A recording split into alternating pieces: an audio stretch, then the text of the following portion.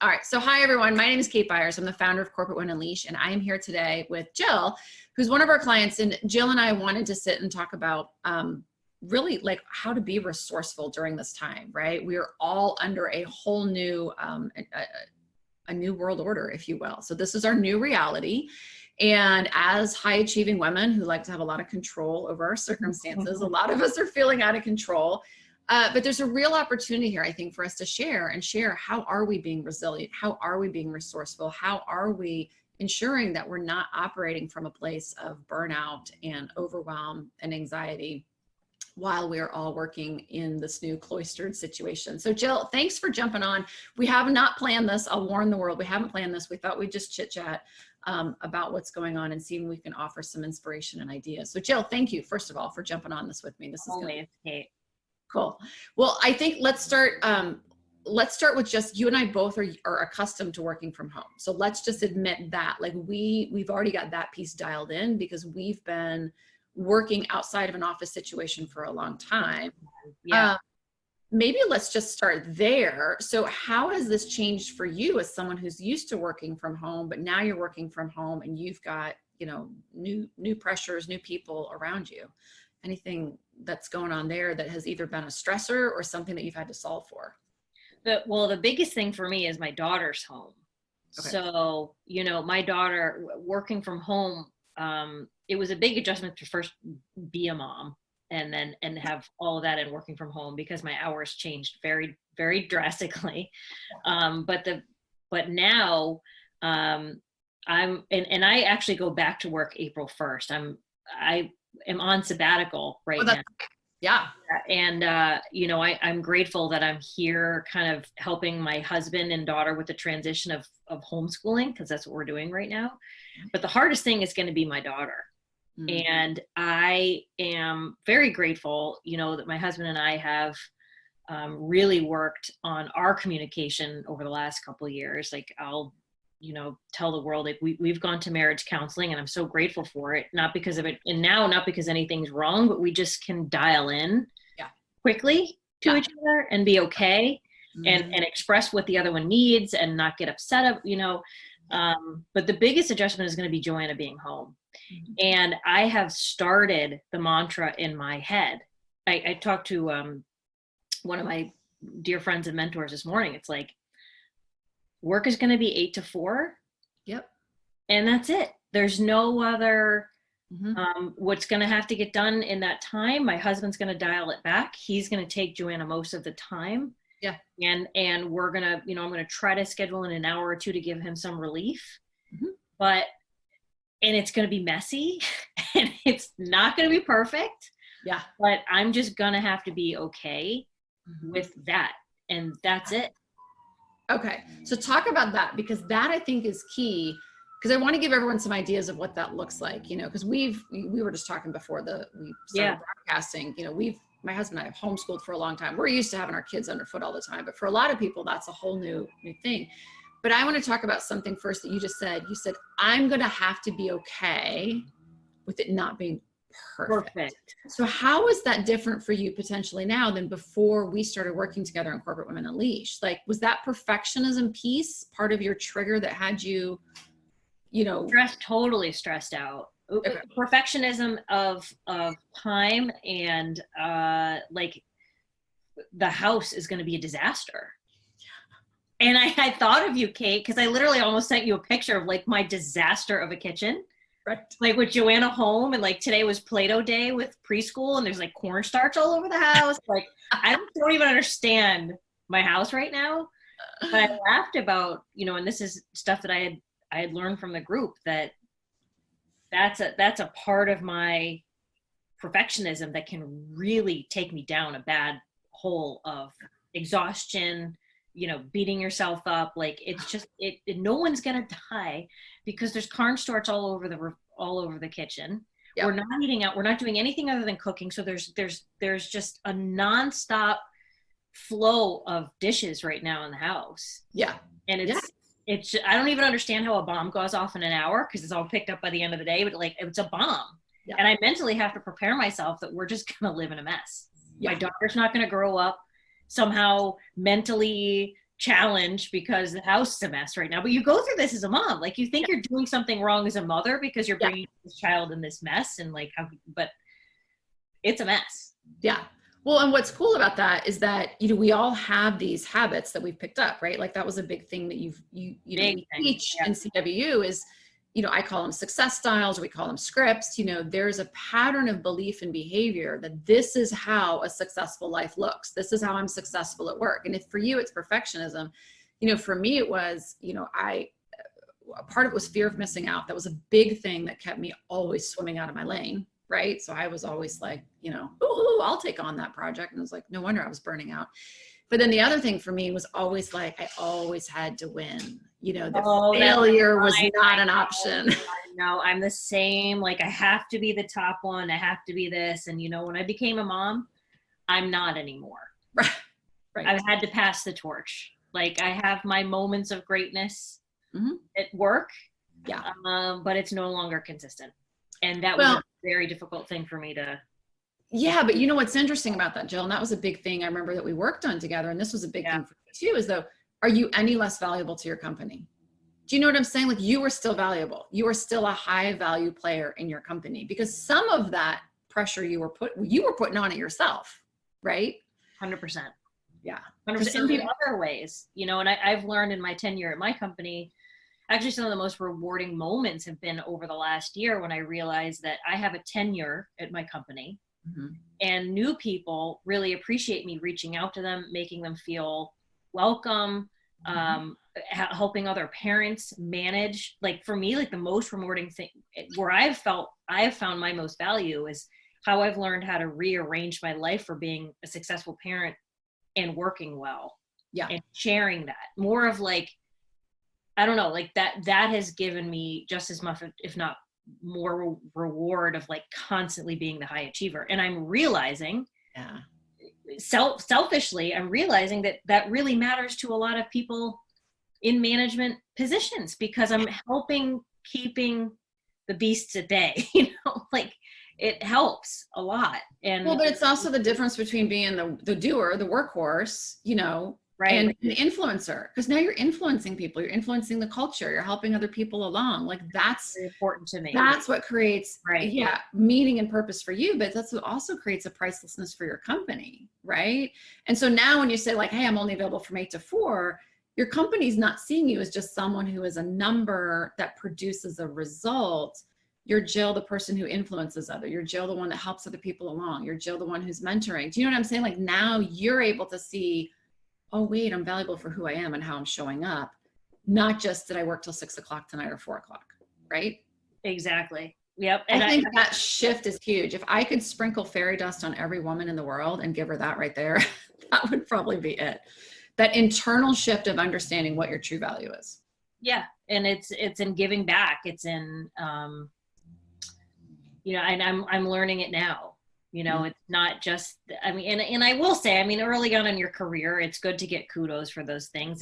It's good to get noticed as someone who's like, hitting all their goals. And, but I think that the hardest thing is to realize that priorities change. Yeah. And that's okay. Yep. And that's like part of your evolution as a human being. And it was hard for me, but it's true. Yeah. Well, back to perfectionism, I remember, Jill, when my daughter, who's now grown, I think I've told the story before. It's a hard one for me to share, but I'll just be honest. She was 6 years old and she'd been in daycare, daycare school, or, all week long, from probably 7:30 in the morning till 6 at night when mom, came to pick her up. Very long days. And so here it was Saturday morning. And what does she want to do? She wants to play with mommy. She wants to have pancakes. She wants to go to the park. And we have to get this house clean. You are not allowed to play until your room is clean. Because my view of success, and this is why I call it, these are habits, what I'm saying, that we've acquired from our childhood or from our past, is I'm not being a success unless I have a clean house. I'm not being a great mom unless I'm making sure my child does these things. Yeah. Changing the bed sheets every week. Everyone has right. Yeah. Right. And here I was, and here's this little girl, this beautiful little girl who just wants to play with mommy, and mommy's, yelling and screaming at her. She needs to go clean her room at 9 o'clock on a Saturday morning. Like, wow, you know, what a moment to kind of say, what's really important here? Important here is building memories. I have to use that one, especially now that, like, again, like the house is a disaster. I have to use that teaching and that learning probably 10 or 15 times a day. Just like, you know what? Right. Not important. Right. There's dust. The floor is a mess. Yeah. We're doing yoga as a family. And you know what? We're doing yoga on a dirty floor. Yeah. Guys, we're doing yoga instead of washing the floor. And we will not die if there's a hairball. Yeah, because a lot of us, I don't know if you clean your own house or, you know, for those of us who have housekeepers, I would do both. Housekeepers not coming by right now because everyone's under this COVID-19. So, you know, you either can use your extra time to clean your house or you can let it get dirty right now. And so or you can do yoga, which is really more what you need to be doing with your time. Yeah. And that all ties back to your core values. But let's talk about a couple things then. So one of the things, you know, we teach is needs, right? So if we don't know that we have these 7 needs, and if we're not paying attention to these needs, the 2 things that we do is we put all the time into work and all the time in feeling good about the work we do. And all the other needs kind of get, you know, tapped every now and then in the background, you know what I mean? And then we wonder why we're not fulfilled and we're burning out. So autonomy is a big one for everyone right now because the autonomy we had is gone. Right. So how are you building strategies for autonomy for yourself right now? Because obviously the house isn't getting clean, but my point is the more your autonomy gets infringed upon, Jill, at some point, you know, you're going to blow up, right? So where are you finding autonomy? Is it like keeping your office clean? Is it doing things for yourself throughout the day? How are you doing that? So for me, it's funny you say that too. Like, silly as like, no, the bed's getting made in the morning. Like, I am keeping my office clean. Like right now we're setting up, like we're transforming my husband's office into a guest room. And I'm like, these are things that I wanted to do and get done. Mm-hmm. And that's what I'm going to do. Yeah. Or like, and I'm embarrassed to say this one, I took an extra hour in the morning to sleep or 2 in the morning right now. Cause I'm not having to go to work and I have to literally work on my guilt. It's like, you know what? My body has been running on both ends for 10 years. I can take that extra hour and just like sleep. Yes. There's something as little as that, like an hour to myself. Perfect. And I said yesterday, I wanted to make a commitment of doing a morning workout every day at 7. And I'm like, I got to do that for myself. And you know what? Like, that's happening. It has to happen. And that's, you know, it's going to be my time. Although it's funny, I was upstairs in my room and I'm like, it's funny how like social distance we are. I'm not really still seeing people, but I just need like a half an hour with no family. Yeah. Like I still need a half an hour just by myself. You do. Like, and that's okay. Yes. You know, because before the family would go off for the day and you were working from home, but you had some empty space. You could walk to the kitchen, get a cup of coffee or whatever you do. Right. And just have the house to yourself and be thinking, now, if you leave your office, it's like, people right there. Like, oh, yeah. Well, I will share because, you know, in our family, we've homeschooled and we've got 2 boys who are 11 and 9. So they're always, you know, everybody's always around. But again, like my family would leave during the day. They would go to a homeschool park day or they would go to a homeschool art class. They would go to a homeschool science thing. Like it wasn't like now where like everything's at home. Right. Yeah. So we've really increased the communication among the family to say, you know, I might walk out of my office and say, I'm not available right now, you know, and so they kind of, okay, you know, like I'm just coming into the kitchen to get a snack. I'm not available. So I'm having to be more open about my needs. Back to your point about having excellent communication right now. Mom's not available right now. You know, I love you, but I'm not available. Or the other day, you know, my husband wasn't feeling really up to, we've been doing like you, because you're a big, you know, workout person and we are too. Health is a core value for me. And I'm like, our gym is closed. Like we can't go to the gym in the building. We can't do it, you know, and so we're running stairs. We're running in the stairwell. And my husband's like, yeah, I don't really want to do it. And so then I felt bad, like, oh, I don't want to do it without him. And then I'm like, no, I'm going to do it. I'm going to do it. I'm running the stairs. I need this autonomy. And then because we live downtown, because there's fewer people, there's a difference in safety factors because usually you have a lot of crowds around and you feel safe in a crowd. So that's infringed on my autonomy because sometimes I can't even go for a walk at the times I would normally go for a walk, like walking the dog or whatever. So finding that time for autonomy, you know, I've been getting up earlier in the morning sometimes. Sometimes I've been staying up a little bit later. Yeah. You know, just going, I just need 20, 30 minutes to sit here and read my book. Where before I might have not even thought about that. You know, I didn't need to read the book, or I didn't need to, you know, mess around on Pinterest or whatever I'm doing. But now I'm finding like, I got to carve out that time for me. Even if it's 20 minutes, if not, I'm going to explode and not be, you know, the person I want to be within this family environment. Right. Right. 100%. And for me tomorrow, like I'm lucky that I've got a number of different things that we go to that are doing online classes. Yeah. And, you know, 7 a.m. is going to be, I've got to do it. You know, we've been staying up late and watching Netflix and having fun, but I'm like, you know, another month of this and it's not going to go well. Well, and in all fairness, Jill, you've been on a vacation, this extended vacation you've taken for your 10-year anniversary, you know, 10-year work anniversary, that has put you in sort of this vacation-y mode. Just now that you're looking, yeah, and it's like that's fine, right. Time to get back to business as far as like taking care of your health and stuff. Totally, 100%. Yeah. I think that's one of the biggest things is not recognizing, and you know this from what, you know, you've gone through with us, is that we crash and burn as high achievers. You know, we throttle up and we stay on throttle 10, and then all of a sudden it's like boom, and then we crash. And that's learning to pace yourself and learning to say, like, let me get to 8 and then replenish my cup, or let me get to 7 and replenish my cup, and not allow it to get to 10 and burn, and knowing where that off switch should be. Because we have a very high tolerance for pain, you know? Yeah, I know. Right? Like, give me a challenge and I'll take it. But we stack on too much, and then we crash and burn. And you do that a few times and you're good for nobody, right? Yeah.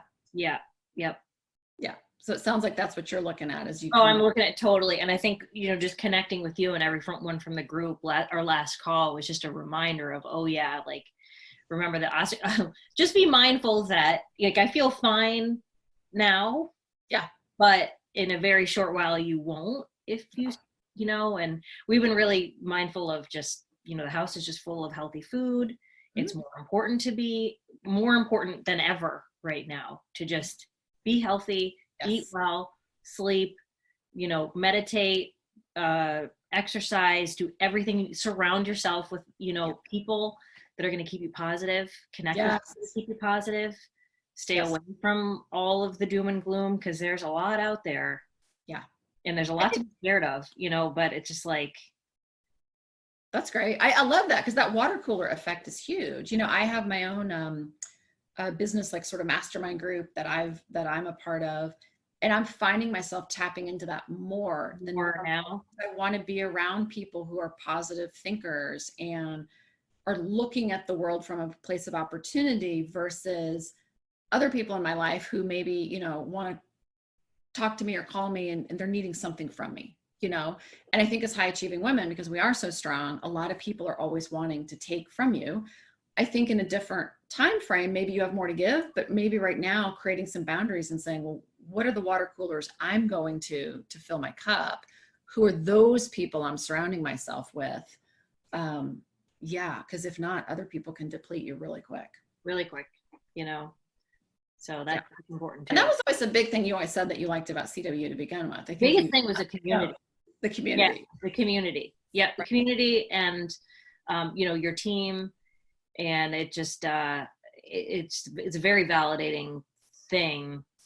You know, there's just not a whole lot of groups that are really geared toward the corporate driven, successful, corporate or not, or entrepreneur. Sure. You know, call it what you want.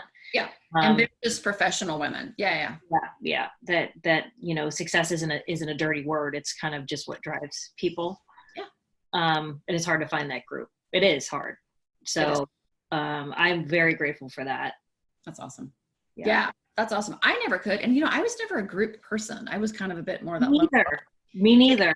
I think because it was never a group that I could really trust I could be myself in. I always felt like I had to be someone I Right. was being judged in some way, or I couldn't be just like, look, I do like money. I do like wealth. I do like being successful, and I don't have to apologize for it, but I also don't have to compete with the other successful people either. I think that was the other thing, is when I was in, maybe an executive development program or something, then I was kind of always looking around the room like, I have to shine.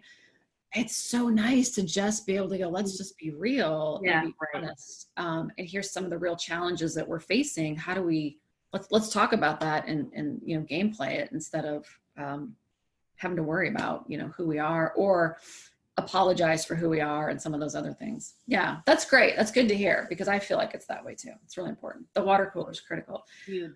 Jill, this is fabulous. I hope this has been helpful to everyone. So I'm going to recap some of what I've heard, and then Jill, you tell me if there's anything I've missed. So I think we talked, you were saying about like perfectionism, like recognizing we all have this way of, these habits that we've acquired, this way of being that doesn't have to be that way, but it may be uncomfortable to swim upstream against that. I think a big piece of that, like you were talking about, like, hey, I'm just gonna be working 8 to 4 when I go back to work, but recognizing that's not gonna be easy. There's gonna be some emotions around that for you because you're a perfectionist.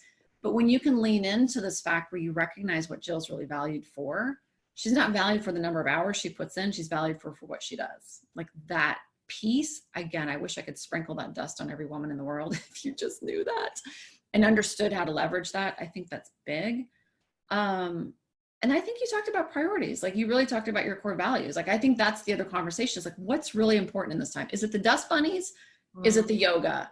Is it the clean house? Or is it a little, is it Joanna and, and my boys all having fun with glitter and glue and flour and God knows what they're doing out there on beyond our office? Yeah. That we don't want to know about right now, but it'll be okay. Yeah. So it's about priorities, so it's about recognizing that we have habits and behaviors that maybe are not conducive to creating the life we want. It's about understanding our value at work, understanding our priorities. And then the other thing was the needs. We talked about, how are you going to meet your needs for autonomy? How are you going to meet your need for health? Because just because the world has changed, we can't hold our breath and put our needs on the back burner, right? No, because we are going to come out of this. Yeah. This time is going to end. It will end. Right. It will end. And at that time, are we all going to be strong enough and mentally just like ready to get back at it? Yeah. So that's how I feel, just making sure that I'm prepared and ready. Yeah. Well, I was talking about with some friends the other day, it's not about, we were talking about this with one of our client groups, Executive Elite. We were saying, like, it's not about whether or not we will weather the storm. We will. We will. There will be another day. Yep. It's how do you want to weather it, and who do you want to be in it? I'm so grateful that I'm not that person I was 15 years ago who would have been, grumpy, angry, frustrated, emotional highs and lows. Do you know what I'm saying? Trying to control things I can't control. Instead, it's like, okay, now it's changing. How do I want to be in this experience? And then surrounding myself with people who think the way I do, right? Like that's it. That's it right there. Yeah. I think we've just solved all this right now, Jill. What do you think? I did. We solved the whole world. Well, I don't know if we've solved it, but hopefully we've given some people out there some things to think about and how you move through this time, guys. I think we're all in this together, which is, we don't know, whether this is going to last a few weeks or this is going to last a few months or a few years, whatever it is, this is where we're at. So it's how do we want to thrive within this, and how do we want to care for ourselves and live the life we want within this moment.